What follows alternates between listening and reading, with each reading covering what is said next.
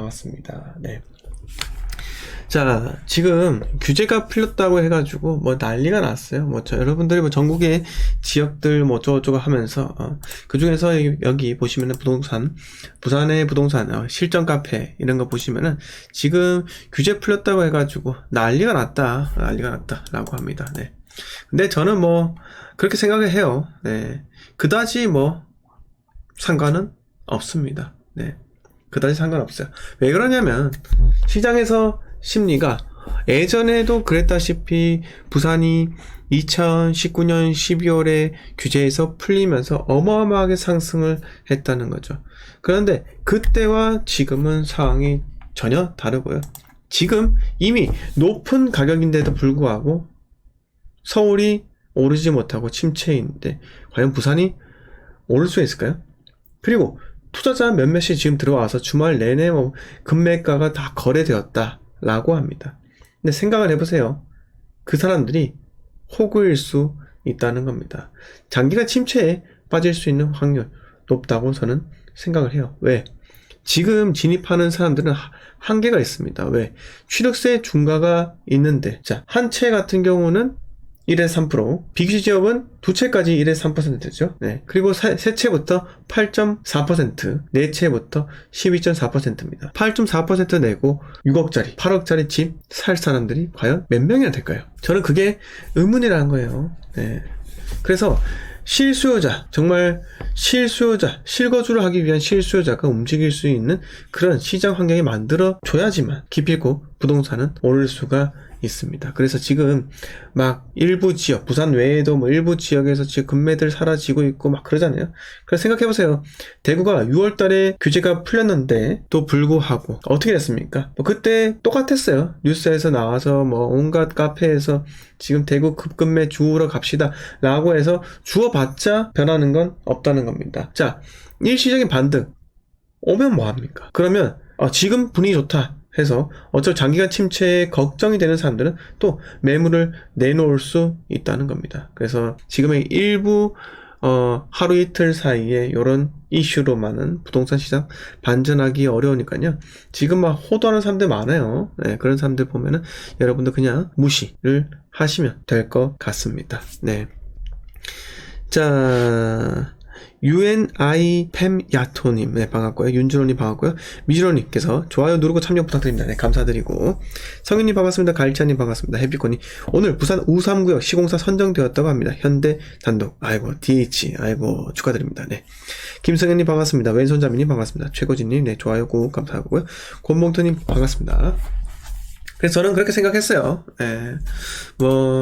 그래도 우리의 목표는 달라지는 게 없고요.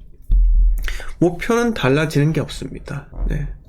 목표는 23년 8월 이후에 그 땡땡 지역에 들어가기 위해서 우리는 분석을 해야 되고 공부를 해야 되는 겁니다. 여러분, 오늘 제가 하나 말씀드리고 싶은 게 있는데, 우리가 부동산 투자, 여기서 본질적인 부분이 뭐라고 생각하십니까? 부동산 투자에서 본질적인 부분은 우리가 투자라는 겁니다. 돈을 벌기 위해서 나의 자본금을 투입하는 그러한 것이라고 하는 거죠. 네. 불로소득이요? 어떻게 보면 불로소득일 수 있어요. 왜? 내가 매수하고 나서 아무것도 하지 않는다면, 그리고 올랐을 때 불로소득이라고 하는 거죠. 근데 상식적으로 이해가 안 되는 게, 노동이 들어가야지 소득을 벌 수 있습니까?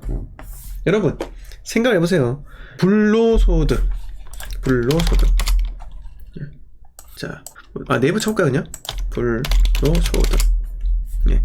여기서 불로소득. 네. 노동을 하지 않고 소득을 버는 것. 근데, 생각해보세요. 노동을 하지 않고 소득을 벌면 그거 잘못된 거예요? 네? 노동을 하지 않고 소득을 버는 게 잘못된 거냐고요. 아니지 않겠습니까? 네? 아니지 않겠습니까? 그러면, 은행에 한 10억 맡겨두고 이자 4천만원씩 받는 거, 그거 불로소득 아닌가요? 그게 잘못되었어요? 네? 그게 금융활동 아닌가요? 부동산도 마찬가지잖아요. 네. 그게 금융활동이죠. 왜 불로소득? 노동을 꼭 투입을 해서 노동을 꼭 투입을 해야지만 소득을 벌 수 있다. 이거는요, 공산주의 사고방식입니다. 공산주의 사고방식. 공산주의는요, 노동을 하고 모두가 평등한 임금이나 평등한 먹거리나 그런 거 받아가는 구조인데, 북한은 배급사회조차도 무너지지 않았습니까? 네. 그래서 저는 노동을 해야지만 소득을 벌 수 있다는 이 논리에 대해서는 잘못되었다고 생각해요. 언제부터 도대체 노동을 해서 소득을 번다, 이게 우리의 생활에 그렇게 만연했습니까? 대한민국은 그냥 민주주의 국가입니다. 돈을 어떻게 벌든지 그거는 합법적이면 상관없는 겁니다. 그거를 도덕적으로 탓한다고 하는데, 도덕적으로 탓하려고 하는데 그럼 잘못된 거예요. 그러면 주주들은요, 네. 여러분, 삼성전자 이제 곧 12월 달에 또 배당받기 위해서 또 돈 던지 않습니까? 그거 불로소득이에요. 노동하지 않고 클릭 한 번 한 게 그 불로소득이죠. 그거 잘못된 거 아니에요? 네? 대한민국의 모든 것들이, 내가 직접 아파트 건설 현장에 벽돌 들고 날라야지 그게 참된 소득입니까? 네? 근무를 해야지 참된 소득이에요? 그건 아니란 거죠. 그럼 회사에서 오너는요, 일을 하지 않는 오너도 있는데요, 자기의 지분대로 배당금 받고 일을 하지 않아요. 그런 사람들 뭔데요? 불로소득 아닌가요? 탓하려면 그런 사람들이 탓하세요.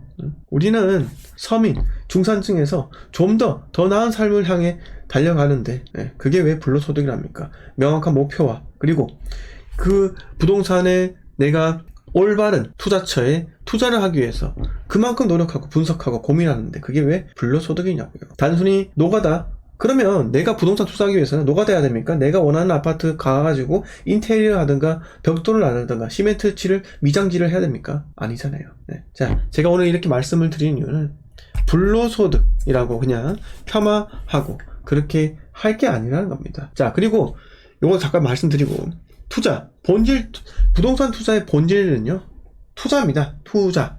네, 자금을 투입하는 거예요. 자금을 투입. 그러면 우리 원칙을 가지고 자금을 투입을 해야 되는 거예요. 자, 시기가 가장 중요하고요. 그리고 투자처가 중요합니다. 그게 중요한 거예요.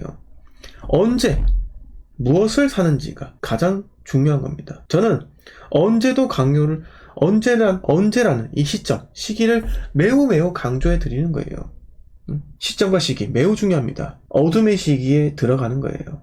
어둠의 시기에 들어가서 선진입을 해야지 2년 있다가 남들보다 더 빨리 털고 나올 수 있다는 겁니다. 아시겠습니까? 그래서 선진입이 매우 중요하고요. 그리고 제가 어제 한 분을 제 멤버십 방송에서 우리 멤버십 회원 중 한 분의 그런 투자 전략에 대해서 제가 좀 비평을 좀 한 적이 있습니다. 좀 마음이 아프지만은 어쩔 수 없는 부분이에요.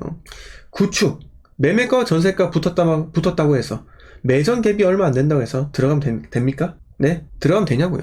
용적률 250% 넘는데 들어가 됩니까? 안 돼요. 구축을 매수할 때는요, 무조건적으로 원칙이 있습니다. 용적률이 낮은 거, 재건축이 충분히 가능한 곳, 그런 곳에 들어가야지 그냥 매매가 전세가 붙었다고 해서 그냥 막 들어가면 되는 게 아니라고요. 물론 그 사전 조건에 공시가 1억이야. 용적률은 높지만 입지가 좋고 공시가 1억 이하라면 취득세 중과에 걸리지 않으니까 그건 그때 2020년 8월 달에 유행하던 투자 전략이었습니다. 그런데 그게 공시가 1억이 넘었어요. 2021년도에요. 네. 근데 그때도 12.4% 취득세 내고 내가 투자를 해야 됩니다. 지금이라도 늦지 않았습니다. 공시가 1억 이상이긴 하지만은 매매가 전세가가 갭이 상당히 붙었기 때문에 어차피 갭이 별로 들지 않습니다. 라고 하신 분들 지금 다 후회하고 있어요. 저는 전문가예요. 이렇게 이야기하면서 12.4% 내고 지금도 사고 있습니다. 이렇게 이야기한 사람 지금 다 사라졌다고요. 왜? 고개를 들지 못하거든요. 이승준님께서 잘 얘기하셨는데 대전은 어떨까요? 둔산동 쪽 괜찮겠죠. 하지만은 지금은 2024년도까지 분위기 좋지 않습니다. 왜? 2024년도에 입주 물량 많잖아요. 자, 여러분 생각해보세요. 왜 정부가 한 번에 일괄 수도권을 제외하고 전부 다 규제를 해제하겠습니까? 전국의 규제를 해제한다면요, 투자금이 그만큼 분산이 되어요. 분산이 된다는 것은 특정한 지역으로 몰려 들어가지 않는다는 거예요. 예전에 풍선효과라고 하죠. 한쪽을 조정으로 막으니까 다른 비규제 지역으로 돈이 몰려 들어가지 않았습니까? 그건 그때였고요. 지금은 또 다른 환경 아니겠습니까? 전국이 일시적으로 규제에서 풀렸다. 그 점은 여러분 생각을 해보세요. 대한민국에 투자금은 한계가 있어요. 취득세 중과 때문에 투자금이 더 나오지도 못할 뿐더러, 그리고 대출 규제, LTV, DSR 모든 규제 때문에 금리가 인상되고 있는데 유동성이 축소가 된다는 거죠. 유동성. 그리고 주식시장마저 지금 상황이 좋지 않아 가지고 사람들 주식에 많이 물려 있습니다. 주식시장이 상당히 좋아가지고 거기서 익절한 자금들이 또는 코인에서 익절한 자금들이 또 흘러나오면 참 좋은데 그렇지 못하다는 거죠. 다 물려있잖아요. 그러면 대한민국의 유동성이란 건요, 과거 2020년도 코로나 사태 때보다 훨씬 더 적다는 겁니다. 네. 그런데 그 한정된 자금인데 전국이 규제에서 풀렸다. 그러면 이미 많이 오른 상태인데 이게 빠지려면 시간이 걸립니다. 네. 그래서 지금 잡는다? 저는 그건 호구라고 생각해요. 지금 대구, 광주, 대전, 부산, 울산 5개 광역시 규제에서 풀렸습니다. 맞아요. 네, 맞아요. 규제에서 풀렸는데 여러분 생각을 해보세요.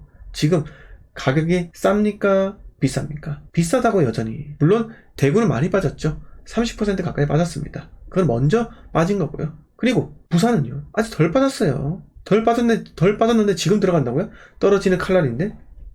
제가 말씀드렸죠. 99명, 100명의 부동산에 참여하는 시장 플레이어가 100명이 있다면요, 그 중에 99.5명은요 크게 관심이 없어요. 규제에서 풀렸든 말든 간에. 예. 그런데 0.05명 정도만 저와 같이 여러분들처럼 매일같이 부동산에 대해서 생각하는 사람들이 0.05명 될까 말까 하는 수치예요. 이 인원에서 몇 명이 부동산 시장에서 급매를 잡는다 해서 시장이 달라지지 않는다는 거예요. 그건 제발 알아두세요. 네. 그 사람들이 투자자이기 때문에 지금 구입을 한다? 그러면 시중에 전세 매물 플러스 원 하는 거나 마찬가지입니다. 전세 시장이 안정화되어 있는데 부동산 시장 오르겠습니까? 오르지 못합니다. 매매가 전세가 붙어야지 실거주 수요자가 움직이면서 전세 매물이 마이너스 1, 마이너스 2, 마이너스 3 이렇게 쭉쭉쭉 전세 매물이 줄어들면서 부동산 가격대가 상승하게 되는 거예요. 이게 원리예요, 원리. 자, 그러기 때문에 여러분 지금 막 깝치는 사람들이 있습니다. 니네들 뭘 아냐고. 지난 규제에서 풀린지 지금 며칠밖에 안 지났는데 지금 금방 계약되고 다 소진됐어, 이렇게 이야기하는 사람들이 있는데 그건 믿지 마세요. 설령 반등, 제가 다시 말씀드릴게요. 설령 반등이 있더라도요, 그 반등 오래 가지 못하고요. 왜? 반등이 있으면 판다니까요, 사람들이. 네? 판다니까요. 일시적 1가구 2주택 노려서 다른 데 가고 싶든 아니면은 팔고 전세를 가든 파는 사람들이 나온다고요, 반등이 오면은. 그런데 대세 상승에서는 살짝 조정 오면은 바로 V자 반등해서 올라가겠죠. 근데 지금 대세 하락이잖아요. 살짝의 V자 올려고 하더라도 바로 다시 꺾일 수밖에 없는 게 부동산 시장이에요. 심리가 죽으면 그걸 쉽게 달구게 하려면 어렵습니다. 금리 인상이 부동산하고 전혀 관계가 없다고요?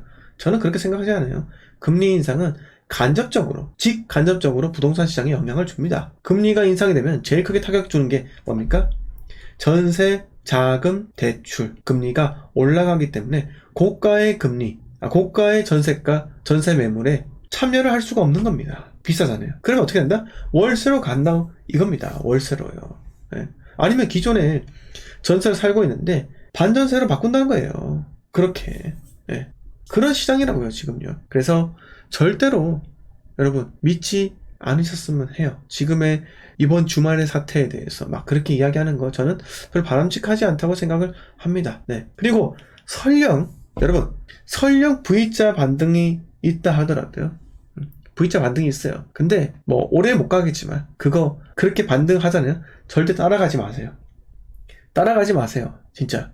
그 따라가면 물려요. 여러분 투자라는 거는 자금을 적재적소도 중요한데 적기라는 게 매우 중요한 거예요. 언제 투자하느냐. 그런데 내가 투자를 했는데 잠깐 예전에 말씀드렸잖아요. 2021년에 사면 뭐합니까? 지금 2020년도 가격까지 돌아가게 되었는데요. 사면 뭐하냐고요. 그 시기를 놓치고 2년 동안 묶이는 거예요. 내 자금들이요. 내 자금이 묶이면 어떻게 되겠습니까? 기회비용을 상실한다고요. 기회비용을. 그러면 다른 쪽에 투자할 자금이, 융통할 자금이 없기 때문에 여러분 그 자금을 마련하기 위해서라면 팔아야 한다는 거죠. 금매로. 그럼 뭐합니까? 속만 쓰린 거죠. 네. 왼손잡이님께서 23년 8월 이후에 선진입 후 2년 후 빠져나온다는 것은 그 2년 안에 오를 수 있는 확률이 높다는 말씀이란 것인가요? 네. 그렇게 생각해요. 저는. 회복장을 노리는 거죠. 그리고 설령 2년 안에 오르지 못한다면요, 아, 죄송합니다. 아이고, 목이 좀 걸렸네요. 네. 2년 안에 오르지 못한다면 3년까지, 네. 3년까지 기다리면 되는 겁니다. 네. 자.